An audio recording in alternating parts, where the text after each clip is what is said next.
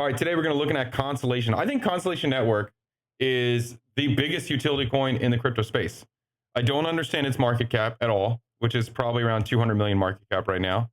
I don't understand the chart at all. It's like if Constellation Network is real, then it's a top 5 crypto.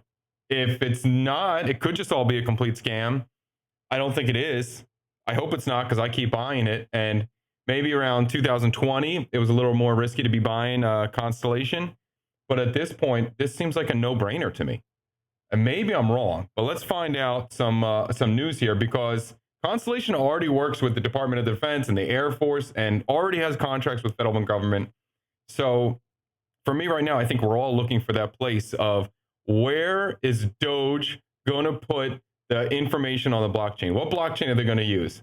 I think it's Constellation. I don't know what other chain they're going to use. I don't know what other chain is ready for this. I don't know what other chain is to be considered mission critical, like the Department of Defense considers Constellation Network mission critical. Oh, I guess before we get to that, none of this is financial advice because I am a cartoon monkey. Let's check out this bad boy from Thinking Crypto with Mr. Benjamin Diggles. Yeah, so we focused on the U.S. Air Force and more specifically an agency within it called U.S. Transcom, which a lot of folks don't know about, but they're the command and control hub for pretty much all data orchestration amongst different agencies as well as contracting partners. So it's arguably the largest data creator in the world and not easy to get into, right? And I wrote the proposal on not a need topic, meaning they didn't list this down like, hey, like when you saw this Benjamin Diggles, he's one of the co-founders of Constellation. Maybe when you first were introduced to this guy years ago, he comes off maybe a little bit as a bro, but he's got legit experience. He worked at Oracle for many years, and he's been working directly with the most boring governmental shit for the last 5 or 6 years. And he seems to be making progress. Like he seems to be making inroads. Like more and more news keeps coming out about Constellation. It's hard not to be overly bullish if you've been following this project. And I am overly bullish. I'm fucking bullish. We need blockchain, which is usually how they procure solutions. I did an open talk of saying, hey, you may have never heard of this, but I'm going to tell you you need this. And they said, all right, we'll give you a little scratch, see if you can prove it. And we did.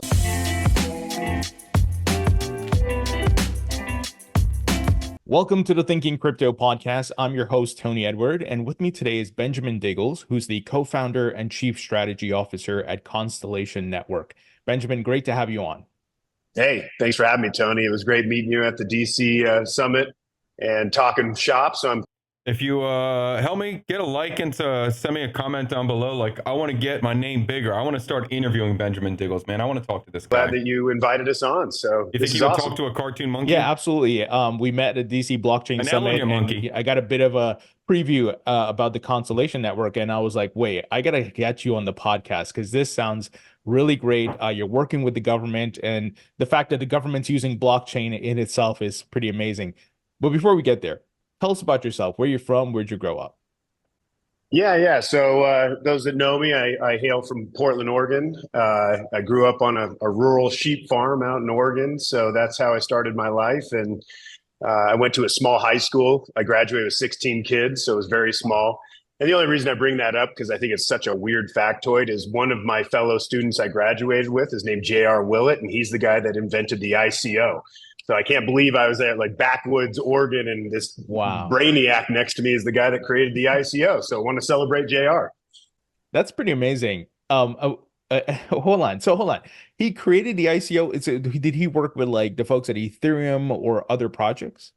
Yeah, I mean, it's a whole, I encourage people just to type in J.R. Willett, Willet, and read all about how he went about it in, 2018. So, he was a real pioneer. And so I'm very proud of him. So I just know for, thinking crypto, that's a pretty cool factoid. Might want to check it out. For sure. So was, your first encounter of Bitcoin and crypto via JR, or was it, separately, and then you were like, wait a minute, JR knew what he was talking about or something? No, back then, of course, this dates me, but I graduated in 1998. So we were still talking Web 1 back then. So the idea of cryptocurrency was well into the future. But we reconnected after I found out that, like, wow, you played this role. So we got on the phone. I was like, buddy, what? And it was, and he was equally just like, wait a minute, you're working with the Air Force on blockchain. It was just kind of this interesting collision of worlds. Always had mad respect for him. But my first encounter with Bitcoin was from a friend named Ian Mitchell, a really close friend of mine who passed away. So I always like to give him a shout out. He introduced me to Bitcoin in 2012. I started buying it about $4. But at the time, let's be honest, I didn't see the potential. It was more of just this funny money that was kind of interesting expression to mess around with the value. So I always like to give him but I have to give a shout out to my co-founder, Ben Jorgensen, the CEO. He's the guy that really unlocked my mind around the possibility. And that took place in 2017. He was like, you got to get involved in blockchain, man, because he knew how important distributed ledger technology, this new term that came out through Bitcoin, was like, wait a minute, we can apply this to a lot of things beyond just finance. So that's what really made me excited. Wow, that's so amazing, man. And hindsight is 2020. And I often think about, what if I was early like that to Bitcoin? I would have probably sold it early, not see the value back then, because it wasn't as prominent as it is now. There wasn't these different use cases and thesis and much more. So, did you sell early? Did you hold on to some? Whatever you can share there. Come on, let's talk about yeah. What are you, the feds? I'm just kidding. No. So my wife and I actually, funny enough, when Bitcoin was right around $400, we got hit with a big tax bill, and we were like, all right, we got to come up with some liquid to get. It's like, oh wait, we have all this Bitcoin. Let's sell a bunch of it. And to this day, we call it the multi-million-dollar tax bill, right? It was painful, but we continued to stack our bags after that. And so I've always been a proponent of holding onto Bitcoin as long as possible. So yeah, I'm certainly not living on that $4 Bitcoin today. I'll tell you that. Well, I appreciate you sharing that. I'm always fascinated because it's so intriguing, right? Different people from different walks of life and how they first encounter Bitcoin and how they treated it. You have the Bitcoin pizza guy, spend 10,000 Bitcoin on pizza, and today he's like, oh my God, Yeah, painful. Yeah. Dude, move it on. All right, Let's go. Let's talk about Constellation Good. Network. Good. Give us an overview of the blockchain and all the things that you guys do. Yeah, I mean, we founded the company in 2017, and we knew we were going to be different from the day we started. And so we've never really tried to be one of those sort of Me Too companies. Hey, we're going to try to take this on or be the Ethereum killer. And don't get me wrong, we have certain expressions where we're like, hey, this is where the shortcomings are in some of these linear blockchains. And for that reason, we created, ours as a directed acyclic graph. And we were heavily, inspired by IOTA and some of the other DAGs that had existed, but we wanted to be also one of those first movers in the directed acyclic graph movement, to the tune where we even named our cryptocurrency DAG, DAG. So that harkens back to our design principles. But one of the things we really focused on, not one of the thing we really focused on, was being data focused and really working on developer tooling for adoption that would focus on legacy systems. A lot of stuff is kind of building into this new Web3 future, which we certainly support and believe in, and we have tooling for. But we thought, what if we had a microservice framework that could dip into these legacy systems, bring sensitive data on chain to bring the promises of Web3 to the Web2 world? Because a lot of people don't realize, I've been in enterprise most of my career, it's really hard to rip and replace existing systems and workflows and whatnot. And so we thought, all right, well, let's focus on the validation of complex data types and data management solutions. And so our DAG token, the utility of it is the validation of data. And one of the big decisions we made was to have a network that not only was, like I said, developer friendly, but could work with any data type in the world, which makes us very attractive to, I would say, some of these antiquated people like the DoD. Wow.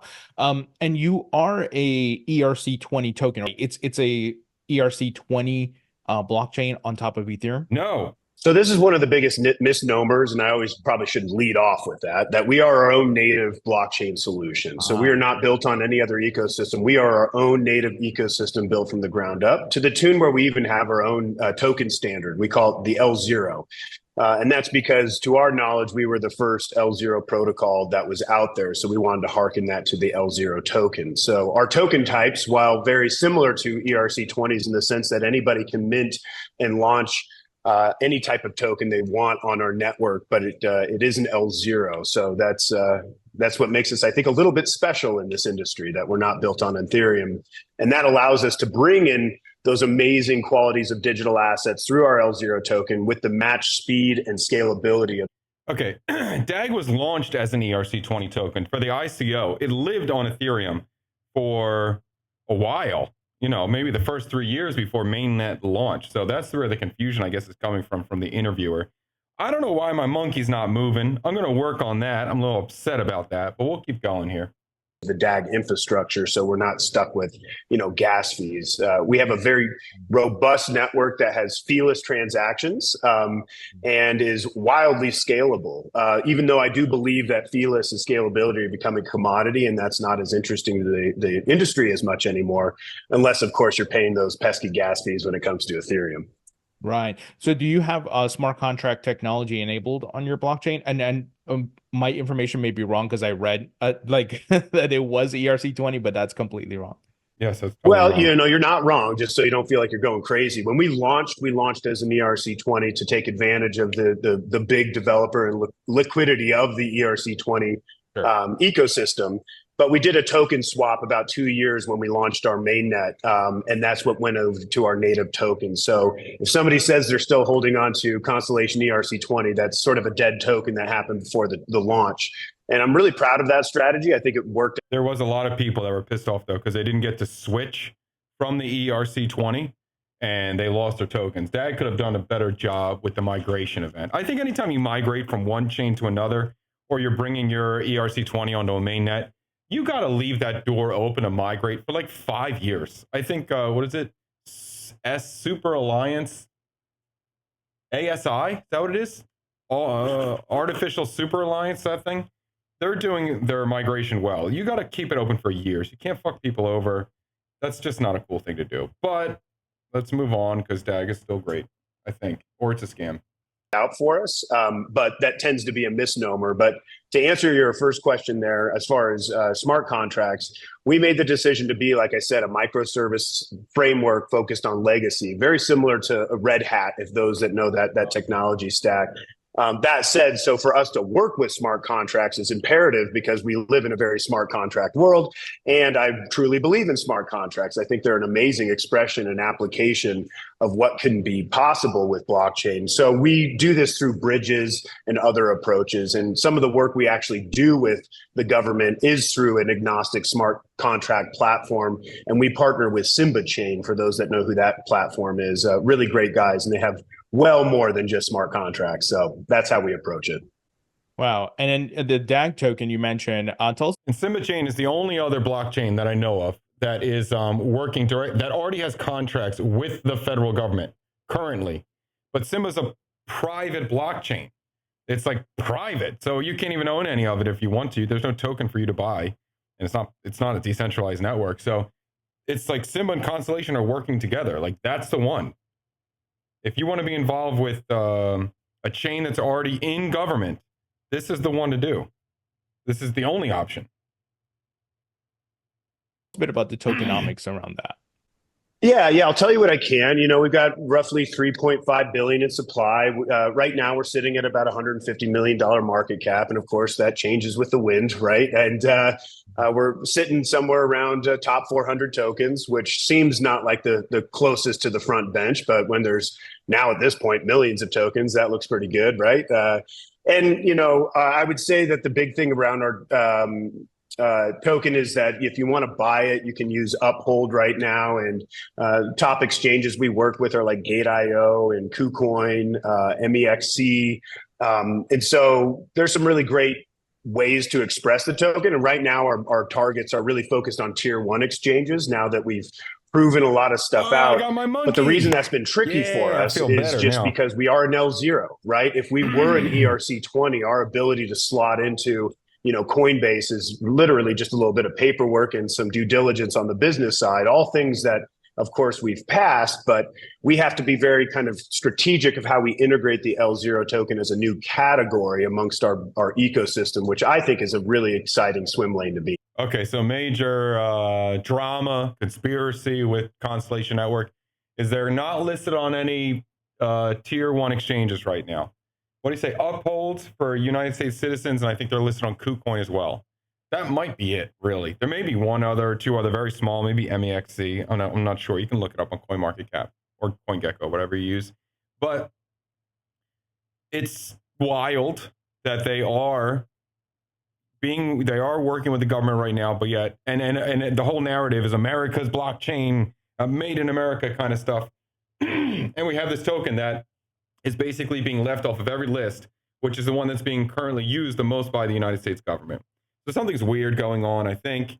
And what he's saying is that if they were just an ERC20, it'd be super easy for any centralized exchange to list them because it's just another ERC20 list. It's no big deal. But because they are their own network, the centralized exchange actually has to, I guess, create a node for Constellation, and then they have to learn about a new thing and bring it into the play. So that might be some of the challenges that they're facing getting onto a tier one. But that also creates some of the opportunity right now why this is not a top 10 crypto yet. So you can see that as a negative or you can see it as an advantage. And right now for me, with the price point we're at, I'm seeing this as an advantage. I'm trying to buy as much as I can. Although maybe this will be a giant mistake, or maybe this will be life-changing gains. We'll find out. For sure. Now, we got to talk about why is the U.S. government using Constellation and how are they using it? Yeah. I mean, it's always kind of a funny thing, right? Like, because there's sort of like, I kind of look at it as a paradox because this industry is sort of worried about the government because we haven't gotten the regulations. We don't really know what's going on. They're sending people notices and whatnot out of nowhere against rules that don't exist. And that's a lot of the stuff we saw in DC, right? And this is a really exciting year because I think the election year is sort of forcing the hand for us to figure this out. People are tired. They're tired of us not like really figuring this stuff out. And so for us to have made that decision, my background is enterprise. I was with Oracle 5 years before this. When I joined this, it wasn't to be the star of my own movie, but rather, how do we create true adoption? How do we see if there's an actual there? Is this going to actually affect true existing workflows, or is this a farce, right? Because a lot of people don't really think it's going to make its way into the real world. I personally wrote a contract proposal back in March of 2019. So we effectively have been working with the government since then, since I won that award. And it was around a thing called multi-domain command and control, which is sort of a mouthful that just really means, peer-to-peer orchestration of data amongst different constituents, either within the government or the porous environment of contracting partners outside, right? And I thought, well, guys, if we're able to secure payments using Bitcoin across these constituents anonymously through decentralization, what if we took that to a private network where we could actually use the same sort of methodology without having middlemen to orchestrate really sensitive information amongst folks, because we are a data-focused platform? Okay, when you get into this, like, Constellation gets super deep and super heavy, and I don't understand everything, and I may be wrong how I explain some things, but I will try my best. So because they are a DAG, they're not a blockchain technically. They can handle a lot more data and a lot more information, and they can handle real-time streaming of data. So one of the use cases, which I think is how he's describing it here, would be, for an example, like if you have a man on the ground who is transmitting a signal to the helicopter above, or to the plane above, or to the boat out in the water. They're trying to give some information about where the enemy is located, or maybe a mission they just went through. A Constellation can verify that the information as it was being sent from point A to point B was not corrupted in any way, that it was not tampered or hampered with or changed in any way, so that the receiver knows that this is the information that the sender sent. So that becomes very important. You can imagine in a military sense where you know that your enemy has not corrupted your data to give wrong instructions. And in the same way, they've also worked with autonomous vehicles. So when one vehicle is communicating with another vehicle, like, hey, I'm 2 feet to the left, don't go to the left, or whatever, that we know that the information is accurate when it goes from one source to the other. So there's not some sort of terrorist hack where they get all the cars to crash into each other, planes to crash into each other. That's one way that Constellation is securing the data from endpoint to endpoint. I think that's what form. And the term data exchange got thrown around a lot, but really what that's evolved into is what is known as secure information sharing, which is just a higher security around communications, because we all know that there's some real lackluster attributes that come with HTTP when it comes to hacking and leaks and corruption and all that stuff. And so I've always been a big believer in open source and sharing the wealth. And I believe that this industry is such a big pie that we should all be collaborating and working together, that I created a program called Iron Spider. It's an acronym because if you know the government, they love their acronyms, and it stands for Secure, Interoperable, Peer-to-Peer Data Resilience. That's what the SPIDER stands for. And I don't even like spiders, but so we created a program that invites all Web3 solutions to come on because we don't believe there is one blockchain to rule them all. And I'm very proud of that. And so we've invited, I would say, about 6 companies that are now actively a part of Iron Spider to really push the envelope of this blockchain toolkit that will allow the government to create standards for communicating amongst each other. And it's a really beautiful thing. And so since then, like you said, 5 years, we've never missed a milestone, never missed a task order. We've delivered everything on time, and we continue to kick total ass with the government. I'm very proud of that.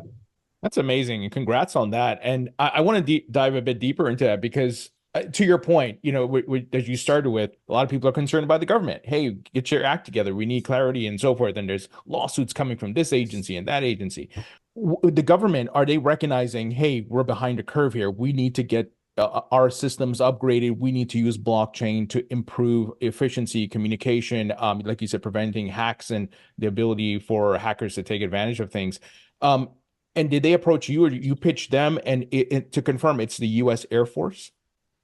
Yeah, so we focused on the U.S. Air Force, and more specifically an agency within it called U.S. Transcom, which a lot of folks don't know about, but they're the command and control hub for pretty much all data orchestration amongst different agencies as well as contracting partners. So it's arguably the largest data creator in the world, and not easy to get into, right? And I wrote the proposal on not a need topic, meaning they didn't list this down like, hey, we need blockchain, which is usually how they procure solutions. I did an open talk of saying, hey, you may have never heard of this, but I'm going to tell you you need this. And they said, all right, we'll give you a little scratch, see if you can prove it. And we did, right? It was a long road, but as of October of 2022, we were validated by the Air Force Research Laboratory as secure, scalable, and DoD approved.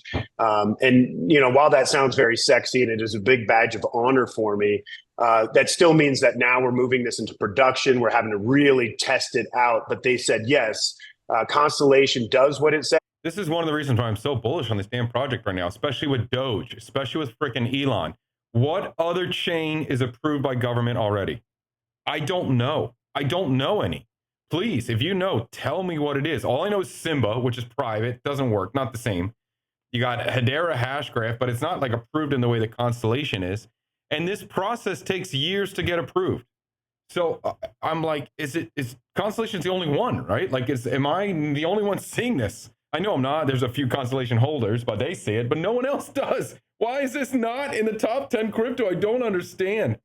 And maybe that's, you know, that's like the fundamental investor finding the gem. I think this is a fucking gem. I really do. I don't understand how it's not. And what I really appreciate about Ben is that he's always doing all the paperwork, all the most boring things, all the coming up with all these stupid terms, because the government and all the politicians, they need terms to follow. And they need the correct vocabulary. So he's always working on these, I guess, codifying the correct vocabulary for things. And that shit's annoying and boring, but someone's got to do it. And this guy's doing it.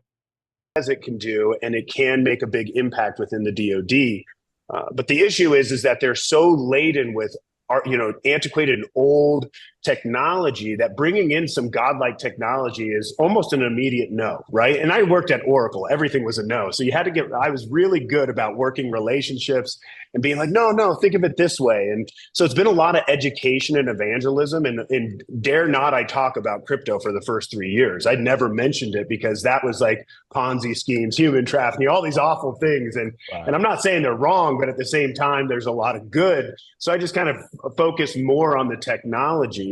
And where they really clicked, where it was like the big aha that got mindshare across a large swath of stakeholders, was we don't have to rip and replace your legacy solutions. We can work alongside them today by adding a few little tiny bits in here to increase your security 100x. And they're like, okay, let's do that versus all these vendors are coming in saying, hey, we have to completely reroute your system. We have to train your people on new disciplines. We have to get new kind of web attributes. And we haven't had to do that. And that's what's allowing us to really move very. Another huge thing, Constellation. They work with your existing infrastructure. You do not need to come on board to that chain.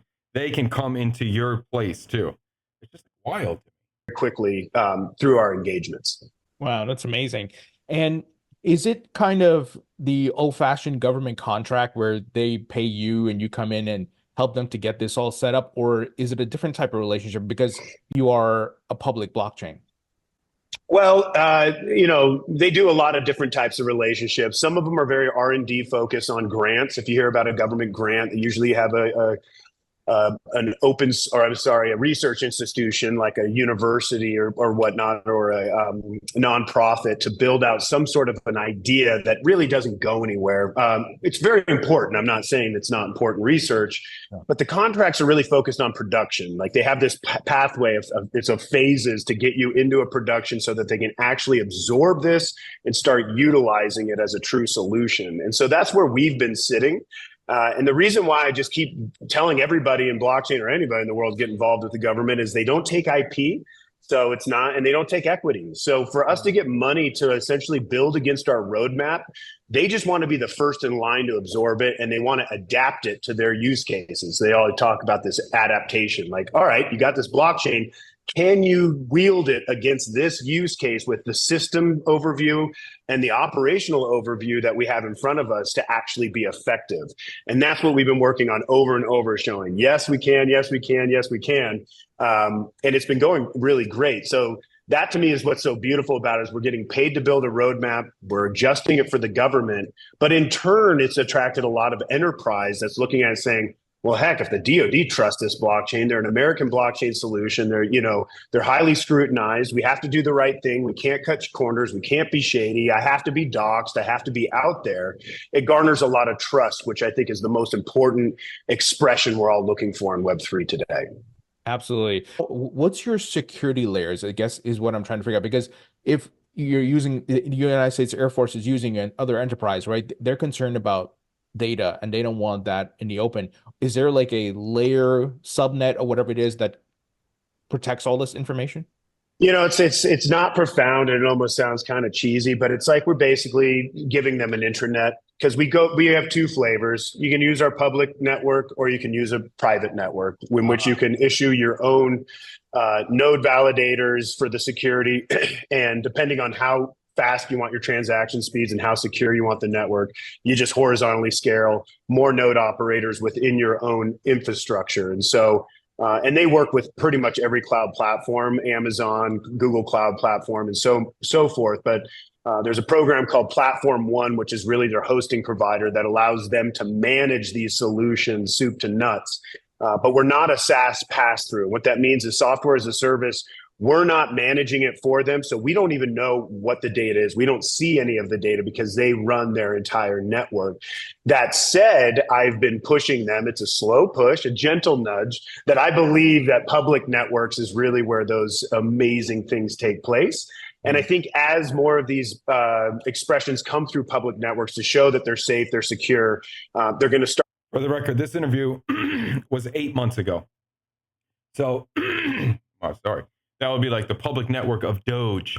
Doge, jump on, baby. Public network. To do what I would say is a hybrid, because there's certain networks a lot of people don't know about, like the SIPRnet, arguably the most secure network in the world. That's terminal based, and this is where all the top secret, really sensitive stuff comes from.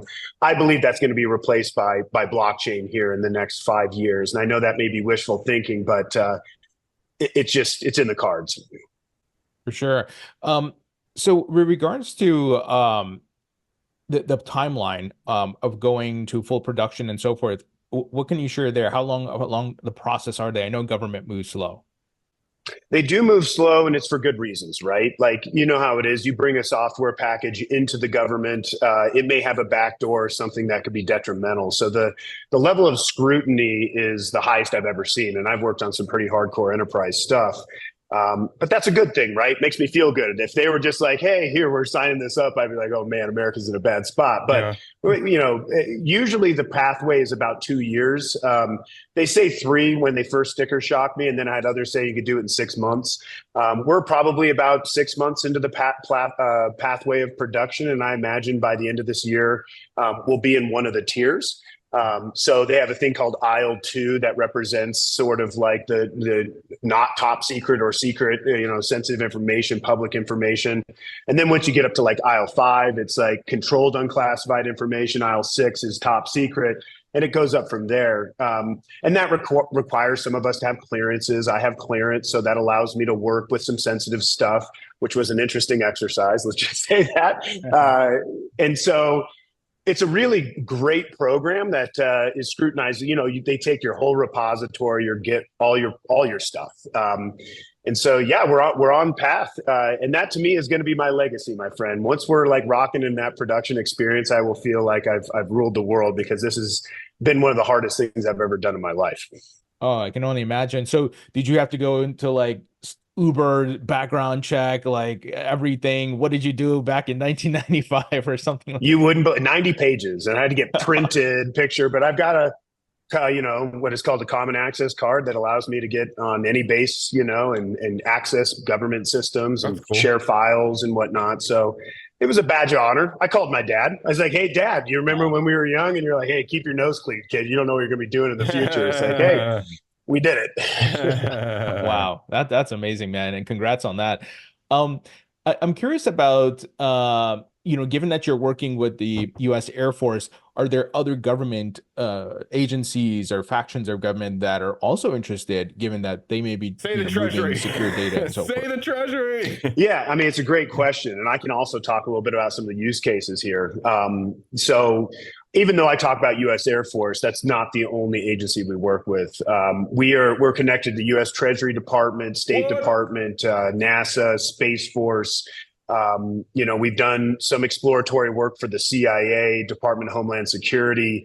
So a lot. It's wide, right? We wanted to have a very wide set of tools, but go deep with some of these institutions. Iron Spider is just my baby, and so that's why I talk about it the most, because I'm just hell-bent on that being the standard expression for what we can bring to the table. But with that, it's all around secure information sharing, right? It's not profound. People just want to put data from the source on chain to ensure it hasn't been tampered, and that they can run quality assurance on it it hasn't been corrupted. It is what it says it is. That goes a long way with just some basic data sets, right? Because a lot of the stuff we do is through email, a lot of stuff over Wi-Fi. I mean, all of these are threat vectors or honeypots, if you will. But they're also very interested. I'd say one of the hot topics is around trustworthy AI. That's another thing. It's like, okay, everybody's gaga over AI. They're sort of jumping on it without asking questions, no contemplation. Let's just go with it. But there's real issues with hallucinations, corruption. Maybe even the algorithms themselves have been tampered before you ran it and after, and you didn't even look at that as a threat vector. And so they want to be able to put as much of that from like large language models and pen that to a blockchain, as well as the algorithm itself, to ensure that, hey, when we're about to launch something significant or even automate something significant, we need to have those checks and balances in real time saying, yep, this is good to go. Go forth and do whatever shenanigans you're going to do. Or, hey, stop the system. Something has either been missing, corrupted, or there's man-in-the-middle attack. But we're trying to prove that that actually can't happen, which I know, again, might be a little bit of wishful thinking. But So what just came out with the what was that, DeepSeek, all that whole AI thing that was going on for a minute there. There's this thing called Common Crawl. So this is Common Crawl, and Common Crawl is like a bot that spans the internet and collects all the data, basically, that goes to the internet. I think it kind of just basically takes snapshots of everything that's on the internet to record the data. So all these language, what are these called? These MLMs? Is that what it's called? Whatever, these giant language models that the AIs are using for their AI or for their responses. A lot of it, a big chunk of it, I think it's around 70%, comes from Common Crawl. And Common Crawl has a partnership with Constellation Network. I believe that they have a metagraph or an L1 token on Constellation Network. So again, it's like, what the fuck, dude? What is going on? How are we not all mega bullish on this? What I would say is some of that leapfrog stuff right now. And one of the other use cases I would say is around IoT and machine to machine. We're buying drones and we're using systems in America. I mean, where's all the manufacturing happening? It's in China, right? There's kind of a conflict of interest there if we're going to hit economies of scale and be first movers, but we outsource all of our manufacturing. So how do we ensure that we put blockchain or append data from enclaves or IoT sensors or whatever it may be to ensure that we understand the provenance of where these things came from, and we know that they're doing what they're supposed to, and we're not being, undermined by our adversaries. Quick question on the AI and blockchain relationship. Do you see it as a symbiotic relationship where blockchain helps to police AI, but AI also helps to improve certain blockchain attributes and processing data and so forth? I'm seeing a bit on both sides, I think you alluded to some of it. 100%. I mean, we use some AI in our blockchain. I just feel like every company uses AI somewhere. We just don't boast it because it's like just sort of fundamentally baked in. We don't. And if you want to use AI, go on Grok on Twitter and type in what blockchain networks have partnerships with the government. Constellation. It's the only one that comes up. It's the only one that comes up, even on Grok. Even just crazy to me. I don't think much of it. That said, as data is collected, because we collect a lot of data and those hashes of the data more appropriately, they get bundled into snapshots. And that snapshot is a rich treasure trove of data that can be used for not only traditional data management solutions and business intelligence solutions, but to your point, adding AI to that to model it and be able to optimize that data is a whole new frontier. We have a strong relationship with Forward Edge AI, which is another government-focused entity that does AI algorithms, and they're just like stoked to be able to take this data that we are basically proving the fidelity and the source and attribution of, and then running against these AI models. I believe that beyond just the expression you're talking, like with Constellation and all the data that comes off online, Constellation is able to verify that the information you're getting or the data you're getting is accurate to where it says it's coming from and confirm that it hasn't been tampered with, which is highly crucial, highly important to any data set you have for any of these large language models. What's that called? I don't remember. Whatever. But you need to confirm the data is accurate. Constellation can do that. I don't know any other thing that can do that. If you know another blockchain that can do that, let me know. All right, because I need to do more research because I keep buying more of this, and I need to find a reason to stop buying DAG. That's what I need to find a reason to doing. All I do is I buy DAG and Most Elegant Monkey Ever. That's it. I can't buy, and I have some trades, if I do short-term trades, but I mean for bags. I mean the things that I'm holding. I'm getting a little concerned how much Most Elegant Monkey Ever I have and how much DAG I have. It's getting a little excessive. It's the biggest investment. Both of these are the biggest investments I've ever made in my life. So if you can find me a reason to stop, that'll give me some pause. That would be good. About doing cool things with AI on top of these snapshots, to have blockchain to enforce and keep that AI trustworthy and honest, so we know the source. What I would like to call an assurance score. Hey, this thing has a 98% assurance score that we know all the data where it came from. We're positive. Do you want to rerun it till we get to 100, or we want to isolate that 2% to make sure that it's not a backdoor? I just think it's the hand to fit the glove, and it's crazy to me that it hasn't really clicked yet with the AI companies.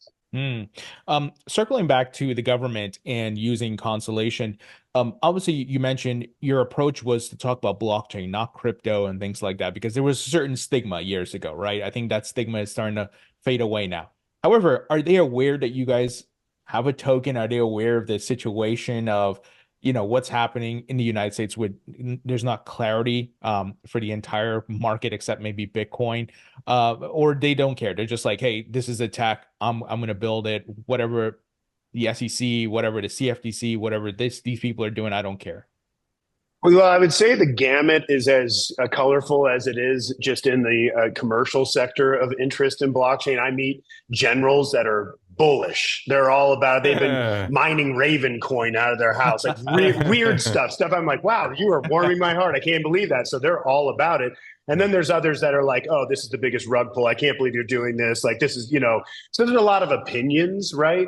That said, as we all can see, what's happening at the Hill is that it's gotten too big to ignore. And, the money side of it is frustrating. I think that's really held back the adoption and expression of what can happen with blockchain. But at the same time, inversely, it's brought a lot of attention to it. So it's kind of a tough one to look at. But we often use the word digital assets, the term, right? Like that to me is like the soft place for people to feel a little bit better about crypto, because when you say digital assets, it sort of removes it a step away from finance, which cryptocurrency, because you have that currency piece. But we start thinking about like the utility of like NFTs, or like we have a utility token that validates data. How can digital assets do procurement at the edge in real time, like a micro payment from a microservice from one sensor to the other? This unlocks workflows that a lot of people blows their mind and creates efficiencies that we've never even been able to dream of. So I often say it's like iced tea without ice. If you don't have digital assets involved in your workflow, you're missing out on some of the most amazing expressions that this industry has to offer. Absolutely. What's on your 2024 roadmap? Yeah. I mean, so we have an interesting makeup. Once again, this is 8 months ago. So when would that be? I don't know, in the summer of 2024. But essentially 3 divisions in our company. We have a hardware division, which we call our door traffic miner, and that was an expression we decided to really get into the DPIN space. So door traffic miner, DOR, is a chain or metagraph, basically an L1. Like if Constellation is an L0, the thing at the bottom, you can build an L1 on an L0. So if you have 250,000 DAG, you can launch your own L1 on top of DAG. You can kind of think of it as a smart contract on top of Ethereum, like Aave or like Compound or something like that. But it has much more ability than a smart contract, and it's much more efficient. So door is actually like a physical item that people put above their doorway, any doorway that you want, and it will track the amount of people that walk in and out through that door, whatever it is. So some use cases would be like in a museum or a hospital, you're just trying to track how many people go into the building at a certain time. Some other use cases would be like if you have a stadium and you're tracking a bathroom, and then you just need to know like every 200 people that walk through the bathroom, we got to send somebody in there to go refill or restock or clean up, whatever it is. Like it's just a way to count and track people, but it all happens on the blockchain, so it's all verifiable and you can track it in real time. So that is one thing that's kind of cool that's going on. That went into production probably 4 years ago, I'm guessing. The door miner, I think it's about $500, and you can actually, I think by putting it up there, you do collect some of the DOR token or something. I haven't looked into that project very much, but it is happening. It's real. Years ago, I didn't even know what DPIN was until about 6 months ago. I was like, oh, there's a term for this. Around validating data and rewarding people for their contribution using the hardware for, the data that's being sold. Pretty amazing stuff. So that's one division. The next is our enterprise and federal, which I run. Like another valuable thing that would be going on, like if you had Starbucks or something, you could just track your busiest times during the day with that door miner. You can know how many people were coming in at 1 o'clock compared to 3 o'clock compared to 2 o'clock. So you could just staff it appropriately and make sure you had extra people coming in, or you'd be able to cut some labor during your hours of, let's say it's like 4:40 to 5:30. We never see people at that time, but it's just valuable information. Which is our engagements in the enterprise and federal space, not profound. And then, of course, we have our Web3 world, right? And that's where we're heavily, I feel like, the more money and effort and expression I can get through federal, the more we can sort of, I guess, for lack of a better term, gamble with Web3 tools, because it's still not yet defined. Things are fickle. NFTs were so hot, 2 years ago, and now it's a 4-letter word, ironically, and now we're in the world of meme coins. I mean, things I didn't even know I was like, wow, Nazi coin is a real thing right now. Like I didn't see that coming, right? And so our roadmap is heavily focused on things like how do we really figure out our snapshot fees, right? Because we are a feeless transaction network. So we want to figure out a way to. So I still don't understand all the technicals of this yet, but Constellation is feeless, meaning that transactions are free. You can, if you build your own L1 on top of it, you can make a transaction fee. You can include that. You can code it in if you want it. But by default, it is free transactions. So you just need to have 250,000 DAG to create your own node. And once you have a node, you can run as many transactions as you want. So that's kind of a cool thing. And a lot of use cases, they need free transactions. They can't be paying for every transaction. So that is a cool feature of DAG. Really highlight the value of snapshots. So as people create data, that they can make money off those snapshot fees in accordance with Constellation. We have a lot what we call metagraphs coming online. This is essentially a metagraph is a sub network of anybody can build their own blockchain on top of our network. So the metagraph is kind of like an L1 put on top of the LZ or Constellation. It's kind of like a smart contract on Ethereum, but much more complex and has much stronger abilities than just a normal smart contract. Which is awesome. And we launched our Metagraph public capabilities in Q4 last year. So now we're seeing people come out of the woodwork in an amazing way, building their own solutions, which makes me so happy. You know, they're minting their own tokens and all that. We have a really big hackathon coming up because of that in July to try to get more people to just kick the tires and see what's possible with this, because we want them to realize how easy it is to configure and drive these things. But I'd say our big one is that we are about to launch a decentralized exchange at the end of this year. And a lot of that wrapped around because we have our own token standard. By having an L0 token, yes, there's a drawback that we don't get to participate as widely as we want through the Ethereum liquidity world and developers outside of bridges. But by having our own sort of treasure trove, it allows us to create a DEX in a way that isn't bolstered by the shortcomings of these predecessors that we are up against. So, yeah, and we even have an interesting thing around a social token. That DEX is called PakaSwap, P-A-C-A-S-W-A-P, Paka like the animal. Didn't realize it was supposed to be launched at the end of the year. It's still not launched. It is supposed to be launched at the end of Q1 2025. So that is supposed to happen. And one of the cool things about this is, so if all these metagraphs or all these smart contracts, it's not the right word, but I'm going to use it, build on top of Constellation, then with the DEX, you'll be able to swap anything with ease, no problem. That the swapping will be dramatically easier than anything on Ethereum is. That we're going to be launching here soon, but I'm not allowed to talk much more about that. But we want to be seen as fun, Tony, even though everybody's like, oh, you're the boring, federal blockchain, So I do understand the meme coin thing. I think it's really cool and fun. I think that token he's talking about is called Paka, P-A-C-A, which is kind of their own personal meme token. Paka's kind of cool because if you download their wallet, Stargazer wallet, you can go on their website and download the wallet. And it's just like MetaMask. You can get it on your phone or get it as a plugin for the computer. But every day you can sign in and collect free Paka. And then when you get on a streak, if you collect like Paka 3 or 4 days in a row, instead of collecting 1 every day, you collect 2. And then you can collect 3 after like 10 days in a row. So at this point, I got a streak going. And I definitely, like, collecting my Paka is important to me every day. And if I lose my streak, I will be pissed. I will be really pissed. So when PakaSwap, the decentralized exchange, launches, you will get airdropped some PakaSwap if you hold Paka. So you're getting the Paka for free, and then you get the PakaSwap as an airdrop. There's a lot of features. There's a lot of things going on with that. It's cool.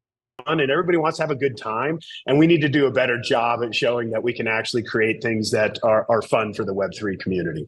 I love it, man. That's really great. And I wish we had like another couple hours to talk about it, because I'm really intrigued by how the government is using this blockchain. We'll have to schedule you back on to come and talk about things as they progress. But I did want to get your thoughts on the crypto market at large. No, dude, come on. We've seen incredible adoption and launches of ETFs. Bitcoin, the Ethereum ETF just got recently approved. Love to get your thoughts on that, especially as someone who bought Bitcoin at $4 and where we're at today. Yeah. If you do these kind of interviews and you have a big person in a chain on, don't ask them general fucking Bitcoin questions or market questions. Ask them about their project. That's what we want to hear. That's why I'm listening. I want to hear about his project, dude. I don't care about his perspective on Bitcoin. Crypto's interesting in the sense that I feel like it's unleashed a lot of nervous energy in humans because it feels like there's this gold rush happening right in front of them. They're like, how do I get involved in that? And I often categorize people into two buckets, which I think kind of creates me as a reductionist, but they're either running towards something or they're running away from something, right? And a lot of people are like, I hate my life. How do I get crypto rich so I can stop being or doing the thing I'm doing today? And that opportunistic energy, there's no lack of that in this world, right? Versus those that I've seen that are up at 3 a.m. in the morning reading tokenomics, they're understanding the technology, they're getting involved in communities, they're contributing from a developer perspective. Those are the folks that really warm my heart, right? Like there's plenty of people that want to get rich out there. That said, when it comes to this ETF stuff, as I mentioned, it being an election year, this stuff is well overdue. And, I just think that a lot of these companies like JP Morgan Chase, a lot of the big guys, BlackRock, you can name some of these monolithic, huge companies. They've been waiting on the sidelines where, as weird as it sounds, $1 trillion doesn't really mean much to them. But all of a sudden, once it gets to 2 trillion, they're like, oh, maybe we might want to get involved and diversify. But once you start having that institutional money get involved without regulation, you're gambling at the highest stakes table you could possibly be at. And so I think there's this breath of fresh air that like Ethereum and Bitcoin are here to stay, folks. Like these are now becoming staple expressions that we can all trust and use in meaningful ways, and we don't have to look over our shoulders. So I'm excited. I think Bitcoin's definitely here to stay. I can't guarantee Ethereum's here to stay. Bitcoin, yeah. Ethereum, 15 years, it could die out. That doesn't mean I can't say it's going to be here. It might. To see more of this come out and more support by key constituents within the government to making this real for all. So I think it's a big win this year. And I've mentioned many times in the past that 2024 is the year that Constellation pours concrete. And I don't really feel like that's just for us, meaning we're making big decisions on where we're going to be for the next 10, 20 years as a company. But I feel like it's also coinciding what's happening with the industry at large, that folks like the ETF stuff are pouring concrete, which to me is awesome. Yeah, and we also saw like a ton of movement on crypto regulations with the FIT bill getting passed in the House. We're seeing Democrats aligning with Republicans to help get this through. And like you've been stating, it's an election year. That kind of lights a fire, right, under some of these people. Are you optimistic, maybe by next year we'll have clear, comprehensive regulations signed by the president and things like that? I would hope so. Unfortunately, I'm really hopeful that we're going to put some big stakes in the ground as a country, and the whole world's sort of looking at us. Right? Yeah, absolutely. All right, I got some wrap-up questions here for you. Good. First, if you could create your own metaverse, what would the theme be? Wow, it's an interesting question. My wife and we're big gamers. I love gaming. I don't have any headsets or anything like that, but I do think that the metaverse is a very exciting thing. That said, I kind of go back to my statement. Escapism is the hottest it's ever been right now, and nothing spells escapism harder than the metaverse, right? Like, hey, I want to put this thing on, be a different avatar, live a whole different life, and I don't necessarily see anything wrong with that, but I would just, I'm sort of a heal the world type of guy, right? I wish that there was expressions that really bolstered forgiveness and healing and abundance. I'm a big abundance guy. I believe that we live in a universe of infinite abundance.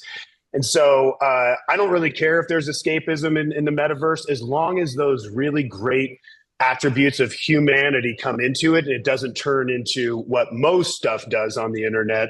Just read any YouTube comment thread and you'll see the development of human nature, right? And so that's what worries me, is that when people can escape who they are, they often do these awful things, like Westworld, right? And I wish we could be in a planet where we're actually forgiving, healing, and creating abundance for each other and lifting each other up. So I know that's kind of a weird answer, but I'm sticking with it. No, I agreed. And like personally, I don't even care about the escapism. I just want to use like the metaverse to like, I want to see what's happening, like what's happening in Rome right now. And like, that's what interests me. Or I want to watch this artist paint something or something, but I don't necessarily want to be an avatar or like, but just like more like learning, I guess is what I'm looking forward to for the metaverse. But yeah, to your point though, escapism and social media and what people do online, that is gonna, I don't know, maybe it's gonna